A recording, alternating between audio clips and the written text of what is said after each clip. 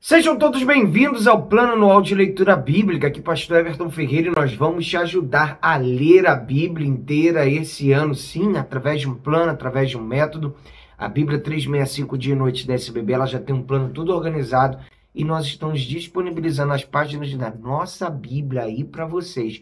É só você seguir com a gente, porque com certeza você vai conseguir ler a Bíblia inteira e nós vamos te ajudar. Se você não é inscrito no canal, se inscreva no canal, dá o like também e compartilhe para os seus contatos e grupos. Vamos à leitura de hoje.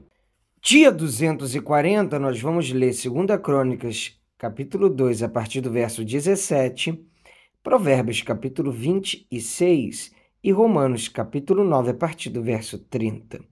2 Crônicas 2, a partir do verso 17. Preparativos para edificar o templo. Salomão levantou o censo de todos os homens estrangeiros que havia na terra de Israel, segundo o censo que Davi, o seu pai, havia feito, e acharam-se 153.600.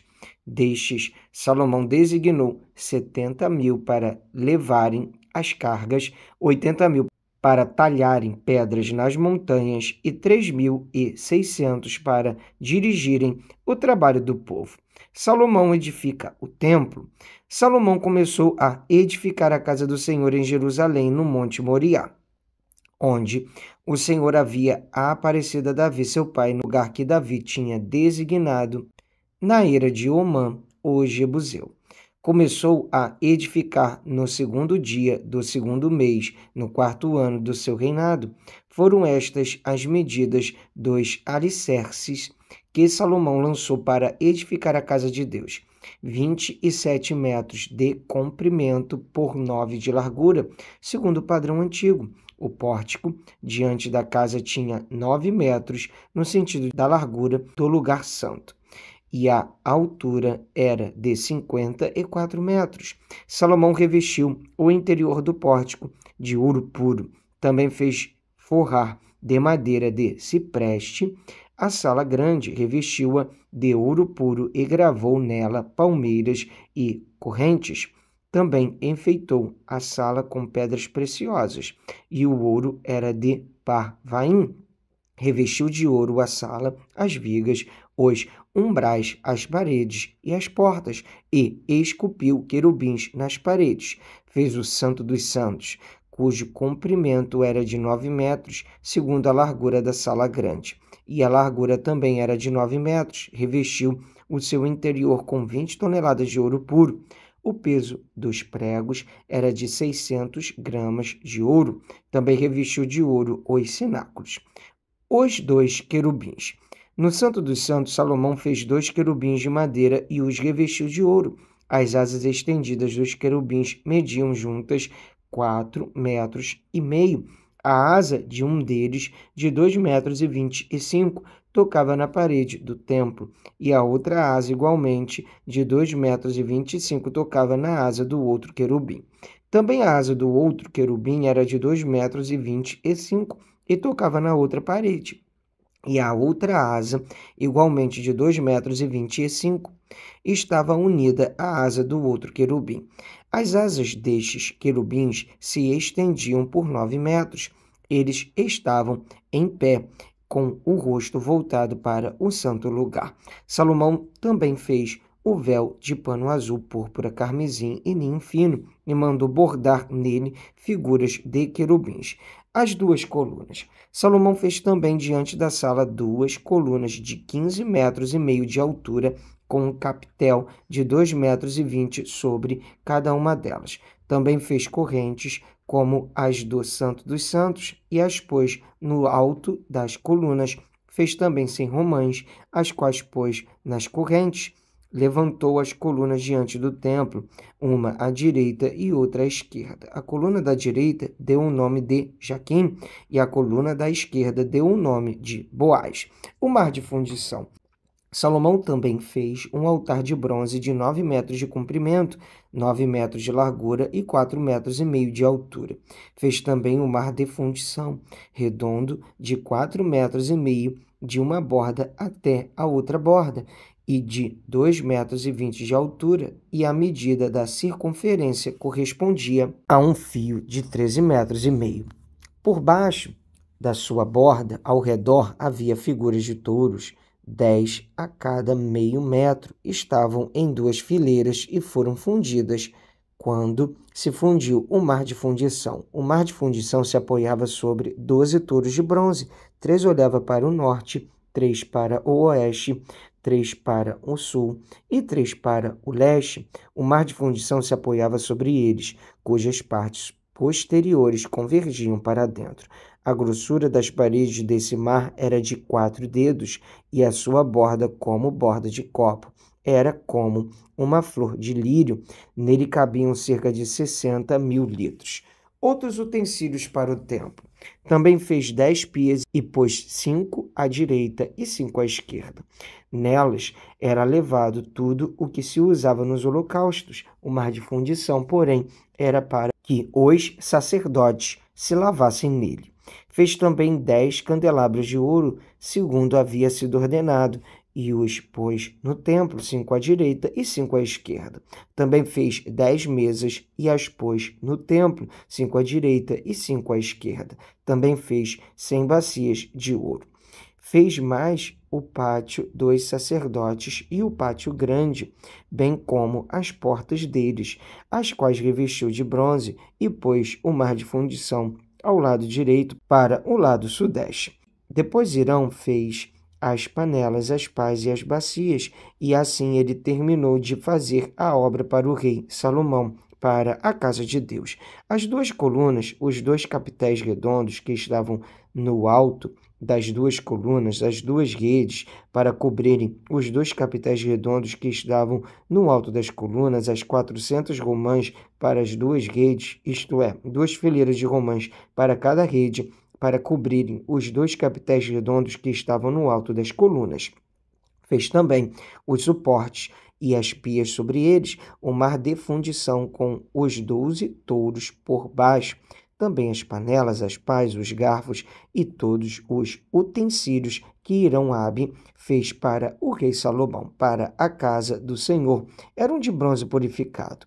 O rei os fez fundir em terra barrenta na planície do Jordão, entre Sucote e Zereda.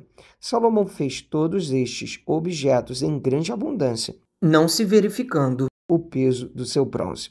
Salomão também mandou fazer todos os utensílios do santo lugar de Deus, o altar de ouro e as mesas sobre as quais estavam os pães da proposição e os candelabros com as suas lâmpadas de ouro puro para as acenderem diante do Santo dos Santos, conforme havia sido ordenado.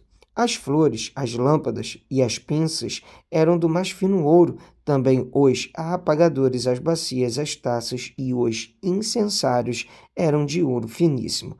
Quanto à entrada da casa, as portas de dentro do Santo dos Santos e as portas do santo lugar do templo eram de ouro.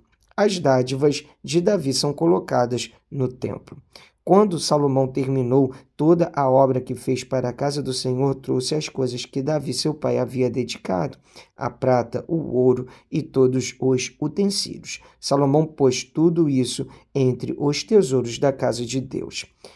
Vamos ler agora o livro de Provérbios, capítulo 26. O tolo, como a neve no verão e como a chuva no tempo da colheita, assim a honra não fica bem a um tolo, como o pássaro que foge e como a andorinha no seu voo, assim a maldição sem motivo não se cumpre. O açoite é para o cavalo, o freio para o jumento e a vara para as costas dos tolos. Não responda ao insensato segundo a sua tolice, para que você não se torne semelhante a ele. Responda ao insensato segundo a sua tolice, para que ele não seja sábio aos seus próprios olhos. Como cortar os pés e sofrer dano, assim é mandar mensagens por meio de um tolo.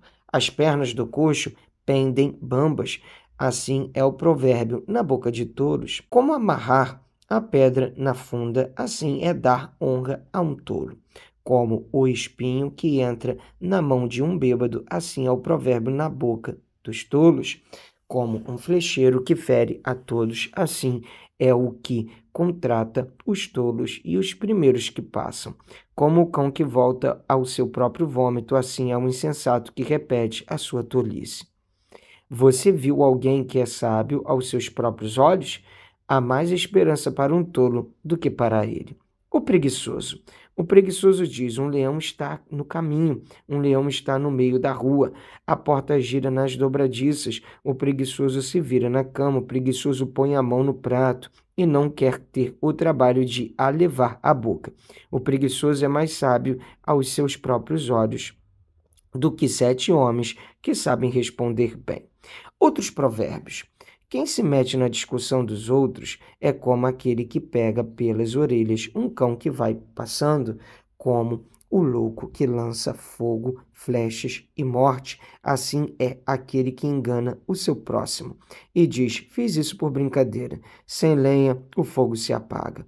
E não havendo difamador, cessa a discórdia. O carvão é para as brasas e a lenha é para o fogo. O briguento é para acender uma discussão. As palavras do difamador são comida fina que desce para o mais interior do ventre. Como vaso de barro coberto de prata, assim são os lábios amorosos e o coração mau. Quem odeia dissimula com os lábios, mas no seu íntimo esconde a falsidade. Quando ele vier com palavras suaves, não acredite nele, porque tem 7 abominações em seu coração. Ainda que o seu ódio se encubra com falsidade, a sua maldade será exposta aos olhos de todos. Quem abre uma cova acaba caindo nela, e a pedra rolará sobre quem a pôs em movimento. A língua falsa odeia aqueles a quem engana, e a boca lisonjeira é causa de ruína. Vamos ler agora o livro de Romanos, capítulo 9, a partir do verso 30. Que diremos então? Que os gentios que não buscavam a justificação vieram a alcançá-la, a saber, a justificação que decorre da fé, e que Israel, que buscava a lei de justiça, não chegou a atingir essa lei. Por quê? Porque não a buscou pela fé, mas como que por obras. Tropeçaram na pedra de tropeço, como está escrito: eis que põe em Sião uma pedra de tropeço e rocha de ofensa, e aquele que nela crê não será envergonhado. Irmãos, o desejo do meu coração e a minha súplica a Deus em favor deles é para que sejam salvos, porque dou testemunho a favor deles de que têm zelo por Deus, porém não com entendimento, desconhecendo a justiça de Deus e procurando estabelecer a sua própria justiça. Não se sujeitaram à justiça que vem de Deus, porque o fim da lei é Cristo, para a justiça de todo aquele que crê. Ora, Moisés descreve assim a justiça que procede da lei. Aquele que observar os seus preceitos, por eles viverá. Mas a justiça que procede da fé afirma o seguinte: não pergunte em seu coração: quem subirá ao céu? Isto é, para trazer Cristo lá do alto, ou quem descerá ao abismo? Isto é, para levantar Cristo dentre os mortos. Porém, o que se diz? A palavra está perto de você, na sua boca e no seu coração, isto é, a palavra da fé que pregamos. Se com a boca você confessar Jesus como Senhor e em seu coração crer que Deus o ressuscitou dentre os mortos, você será salvo. Porque com o coração se crê para a justiça e com a boca se confessa para a salvação. Pois a Escritura diz: todo aquele que nele crê não será envergonhado, porque não há distinção entre judeu e grego, uma vez que o mesmo é o Senhor de todos, rico para com todos os que o invocam, porque todo aquele que invocar o nome do Senhor será salvo. Como, porém, invocarão aquele em quem não creram? E como crerão naquele de quem nada ouviram? E como ouvirão se não há quem pregue? E como pregarão, se não forem enviados? Como está escrito: quão formosos são os pés dos que anunciam coisas boas. Mas nem todos obedeceram ao evangelho, pois Isaías diz: Senhor, quem creu em nossa pregação? E assim a fé vem pelo ouvir, e o ouvir pela palavra de Cristo. Mas pergunto, será que eles não ouviram? É claro que sim. A voz deles se espalhou por toda a terra e as palavras deles alcançaram os confins do mundo. Pergunto mais, será que isso não chegou ao conhecimento de Israel? Moisés já dizia, eu farei com que vocês fiquem com ciúmes de um povo que não é nação. Por meio de gente insensata, eu os provocarei a ira. E Isaías é tão ousado que diz, fui achado pelos que não me procuravam, revelei-me aos que não perguntavam por mim. Amém! Mais um dia de leitura bíblica concluída. Até aqui nos ajudou o Senhor. Vamos avançando de passo em passo, de fé em fé. Te espero aqui amanhã. Um abraço. Pra cima!